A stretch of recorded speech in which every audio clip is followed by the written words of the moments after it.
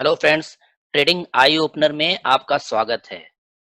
तो सबसे पहले तो जो मैंने एक पॉल कराया था 2 दिन पहले, उसके बारे में आपको मैं बताता हूँ। ये पॉल था कि आलोक इंडस्ट्री में 1 महीने में कितनी तक जाएगा। तो आप देख सकते हैं कि 17% लोगों ने ये माना है कि आलोक इंडस्ट्री 30 रुपए तक जाएगा। 5% लोगों ने ये माना है कि आलोक इंडस्ट्री 33 रुपए तक जाएगा और 8% लोगों ने ये माना है कि आलोक इंडस्ट्री 3 रुपए जाएगा और 70% 70% लोगों ने ये माना है कि आलोक इंडस्ट्री 100 रुपए तक जाएगा अगले 1 महीने में। तो ये हो गया कि लोग क्या एक्सपेक्ट कर रहे हैं आलोक इंडस्ट्री से। तो लोगों की एक्सपेक्टेशन अच्छी है और इवन मेरी भी एक्सपेक्टेशन अच्छी है। अब बात ये करते हैं कि बहुत सारे लोगों ने हमारे से क्वेश्चन पूछा कि आपके पोर्टफोलियो में आलोक इंडस्ट्री कितना है और आपने किस लेवल पे आलोक इंडस्ट्री को बाई किया था और आपके पोर्टफोलियो में और कौन-कौन से स्टॉक्स हैं।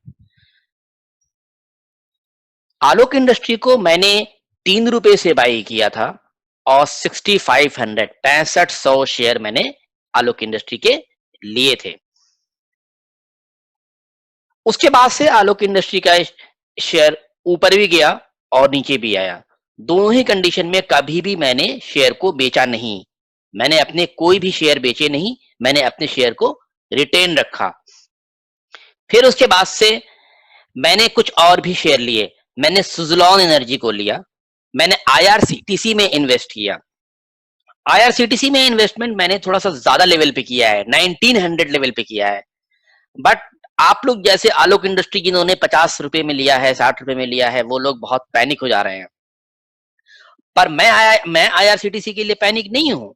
आईआरसीटीसी तो आज की डेट में आप देखिए नीचे है ना, 1370 रुपए पे है और मैंने 1900 रुपए में लिया है, लेकिन मैं पैनिक नहीं हूँ क्योंकि मुझे पता है कि आईआरसीटीसी का जो बिजनेस मॉडल है वो बहुत अच्छा है और जैसे ही ये ज़्यादा ट्रेनें चलना शुरू होंगी, वैसे ही क्या होगा, ये बहुत तेज़ी के साथ में कवर अप कर लेगा और ये अपने टारगेट को अचीव कर लेगा। 1900 क्या, ये 3000 4000 भी जाएगा क्योंकि आईआरसीटीसी का अपना मोनोपोली का बिज़नेस है, टिकटिंग सिस्टम का और ये इसमें कोई शक-ओ-शुबे की बात नहीं है।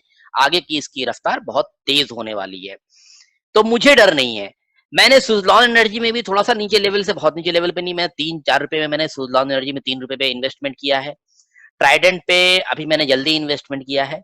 तो मैं जिस स्टॉक पे इन्वेस्टमेंट करता हूँ, मैं लॉन्ग टर्म के लिए सोच करके इन्वेस्टमेंट करता हूँ। क्योंकि दोस्तों मुझे एक चीज़ पता है कि आज जो चीज़ ₹1 की है, उसको बहुत सारे लोग लेने से कतराएँगे, बहुत सारे लोग उससे दूर जाएँगे और कल वही की वही अगर ₹1000 की हो जाएगी तो मार्केट में उसके लिए होड़ मच जाएगा, लेने के लिए लाइन लग जाएगी और उसके बाद होगा क्या कि वो जब 1000 की हो जाएगी, उसके बाद से आगे जाना उसके लिए मुश्किल हो जाएगा। तो आलोक इंडस्ट्री में एक बहुत अच्छा फ्यूचर है और आलोक इंडस्ट्री में अभी जो है अपना एक्चुअल बिज़नेस कंपनी का नहीं शुरू हुआ है, आप इस बात को समझिए। कंपनी का एक्चुअल बिज़नेस मास्क बनाना और पीपीई किट बनाना नहीं है। कंपनी का जो एक्चुअल बिज़नेस है वो वीविंग का है, कपड़ों को बनाने का बिज़नेस है एक्चुअल बिज़नेस। और ये बिज़नेस उसका बहुत बड़ा बिज़नेस है, बहुत ही बड़ा बिज़नेस है, जो कि आपको पता है कि पैंडेमिक में सबके बिज़नेस मॉडल फेल हो गए। सारे बिज़नेस मॉडल सब फेल हो गए, कोई कपड़े-वपड़े नहीं बिक रहे। आपको पता है कि सारे की सारी जो है सारी फैक्ट्रियां बंद पड़ी हुई हैं, किसी में कोई काम नहीं हुआ है। ऐसे में अगर कंपनी ने एक डिसीजन लिया कि जब कुछ नहीं तो हम कम से कम पीपीई किट बना लें या आपके मास्क बना लें, तो उसमें बुरा क्या है? ये एक एडिशनल बेनिफिट है कंपनी का। कंपनी का एक एडिशनल बेनिफिट है, तो आप ये जान लीजिए कि जब एक्चुअल वर्किंग आलोक इंडस्ट्री की होगी तो बहुत ही बढ़िया होगी, बहुत ही ज्यादा अच्छी होगी। अच्छा, ये तो रही सारी चीजें पॉजिटिव।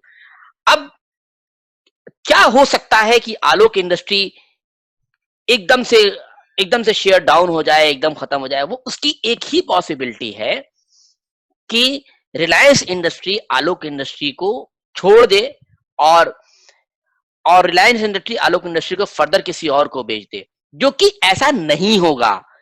कि अगर रिलायंस इंडस्ट्री ऐसा कुछ भी करती है तो होगा क्या, रिलायंस इंडस्ट्री की अपनी बहुत ज्यादा इंसल्ट होगी उसमें और कंपनी का ये प्रेस्टीज इशू है। इसलिए कंपनी, और सबसे बढ़ के अगर रिलायंस इंडस्ट्रीज ने लिया है, फर्दर रिलायंस इंडस्ट्रीज ने अभी तो खरीदा है और इतने जद्दोजहद के साथ में ये स्टॉक को, सॉरी ये कंपनी को, आलोक इंडस्ट्री को लिया है, इसका मतलब है कि रिलायंस इंडस्ट्री का अपना बड़ा प्लान है। तो आपको इतना घबराने की जरूरत नहीं है। और मैं बार बार यही कहता हूं कि ऐसा भी नहीं है कि आप अपना सारा पैसा आलोक इंडस्ट्री पे डाल दें या किसी भी स्टॉक पे डाल दें, मैं कभी भी इसके लिए कहता नहीं हूं। और दूसरी चीज, आप ये बात हमेशा ख्याल रखिएगा कि कोई भी वो स्टॉक जो एफएनओ में नहीं होता है वो ज्यादा रिस्की स्टॉक होता है, वो ज्यादा रिस्की स्टॉक होता है। मेरी बात करेंगे तो मुझे रिस्की स्टॉक में इन्वेस्टमेंट से बिल्कुल भी डर नहीं लगता है। मैं लॉन्ग टर्म के लिए इन्वेस्टमेंट करता हूं और अच्छा स्टॉक, मुझे फंडामेंटली स्ट्रॉन्ग स्टॉक लगना चाहिए और मुझे ये लगना चाहिए कि उसके हाथ में, किसके हाथ में वो स्टॉक है और वो वो उसको चलाने वाला कौन है उस कंपनी को, और वो आगे कहाँ जाएगा, उसका कहाँ जा सकता है। तो फ्यूचर स्कोप में देख के चलता हूँ। देखिए मैंने रुचि सोया में हाथ नहीं डाला। रुचि सोया को मैंने रुचि सोया को पहले भी नहीं खरीदा था जब रुचि सोया में बहुत ज्यादा प्रॉब्लम चली, क्योंकि उस वक्त रुचि सोया में बहुत ज्यादा प्रॉब्लम, दूसरी तरह की प्रॉब्लम चल रही थी रुचि सोया में। और जब रुचि सोया पतंजलि के पास गया तब भी मैंने नहीं रुचि सोया को खरीदा। उसका रीजन ये है कि पतंजलि का बिजनेस मॉडल कभी मुझे खुद को, मैं उससे सेटिस्फाइड नहीं हो पाया, इसलिए मैंने उसको नहीं, उसमें नहीं हाथ डाला। हालांकि वो ऊपर गया, लेकिन मुझे रुचि सोया पे कोई भी यकीन नहीं है कि ये हो सकता हो कि ये फिर से 100 रुपए पे भी जा सकता है। लेकिन आलोक इंडस्ट्री क्या है, आलोक इंडस्ट्री एक बहुत ही बड़े, हमारे देश के एक बहुत ही बड़े बिजनेसमैन के हाथ में है, इसलिए आलोक इंडस्ट्री में इस तरह की चीजें नहीं होंगी। और आप देखिएगा कि आने वाले वक्त में 2 साल 3 साल 4 साल जब भी हो लगे, आलोक इंडस्ट्री एक दिन आएगा कि ये एफएनओ में भी जाएगा। तो इतना घबराने की जरूरत नहीं है। और मैं आपको पहले से बता दूं कि आलोक इंडस्ट्री का रिजल्ट आएगा, तो रिजल्ट से, क्योंकि मार्च तक का रिजल्ट आएगा, तो मे भी हो सकता हो कि रिजल्ट्स की से आगे भी जाने की हो और रिजल्ट से पीछे भी आने का हो, लेकिन जो अगला रिजल्ट आएगा इसके बाद का, उसमें थोड़ा सा ज्यादा अच्छी एक्सपेक्टेशन है। तो अभी के लिए इतना पैनिक होने की जरूरत नहीं है। लोग आपको पैनिक करने की कोशिश करेंगे पर आपको पैनिक नहीं होना है। मार्केट के अंदर रहना है। तो मार्केट में जो लोग जुआ खेलने वाले लोग हैं, जो हमेशा किसी स्टॉक को बेचते और खरीदते रहते हैं, उनसे दूर रहिए। आप रोज रोज का इन्वेस्टमेंट करेंगे तो अपने रोज के काम भी नहीं कर पाएंगे, बेचना और खरीद नहीं हो जाएगा। दूसरे, आप ब्रोकिंग कंपनीज को ज्यादा पैसा देंगे। आप मार्केट में ठहराव रखिए और जैसे जैसे अगर स्टॉक नीचे आता है तो आप उसमें और ज्यादा इन्वेस्टमेंट कीजिए। लोग कहते हैं 30 रुपए, अरे मैं कहता हूं ये 3 रुपए भी आ जाए तब भी नहीं मैं बेचूंगा। अगर ये 3 रुपए आ जाएगा तब भी नहीं मैं बेचूंगा। पता है, अगर 3 रुपए ये आ जाएगा तो मैं 6,000 6,500 और खरीद लूंगा। मुझे तो सस्ते में स्टॉक मिल जाएगा, क्योंकि लॉन्ग टर्म का मुझे अच्छी उम्मीद है इसके लिए। इसलिए जैसे जैसे नीचे जाता जाएगा मैं स्टॉक खरीदता जाऊंगा। मैं अपनी बात बता रहा हूं, मैं आपके लिए नहीं कह रहा हूं कि आप भी यही कीजिए। आपके पास पैसा है और आपको मेरी बात सही लगती है, या आप अपने एडवाइजर से या ब्रोकर से किसी से सजेशन ले लें, तभी आप इन्वेस्टमेंट करें। ठीक है, तो दोस्तों मैं यहीं पे अपनी वीडियो को वाइंड अप करता हूं। मुझे बस आपको अपना पोर्टफोलियो बताना था, क्योंकि बहुत सारे लोग पूछते रहते हैं मेरे से कि आपने कितने इन्वेस्टमेंट किए, क्योंकि बहुत सारे लोग ये सोचते हैं कि इन्होंने तो बेच के निकल गए होंगे और दूसरों को सिखा रहे हैं। तो ठीक है दोस्तों, बाय बाय।